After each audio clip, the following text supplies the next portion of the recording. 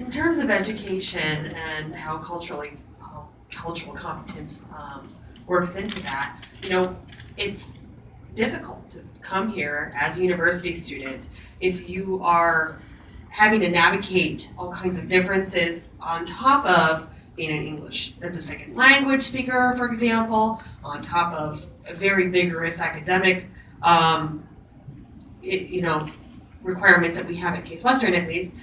We always worry about retention. International students actually have a lower retention than the rest of our students at the university. So it's about supporting students while they're at the university. But another piece that's really tied into cultural competence is finding a job. You mentioned, interviewing, resumes was brought up earlier. These are huge obstacles. And even when you look at the business community here in Cleveland, when we have career centers, for example, a very small percentage indicates that they're even willing to talk to an international student for an interview.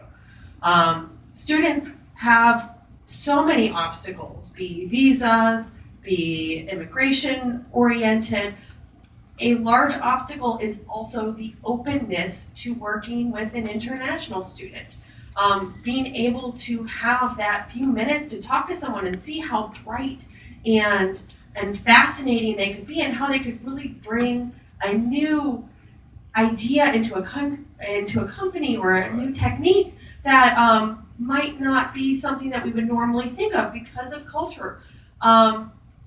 Students aren't even given those opportunities. And so the more that we can do to improve cultural competence, not just for education environments, but for the business community as a whole, to see the benefits of bringing in new ideas and people from different places in the world, that really is the key that I want you all to be thinking about. How can your business change to be more open to bringing in international students? How can your business work with the organizations that are here in Cleveland to provide more information and resources for businesses? That is the big obstacle that international students often have.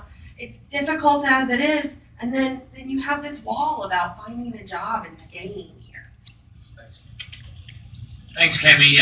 And this kind of wraps up today's summit, the 9th annual summit here, or 2nd annual meeting. Many thanks to our panel members, the current panel members, and Dick Rust is presenting you with a certificate of appreciation. You're all an international partner. Us, Murat, you don't get one because you're. We know you get that. Clear.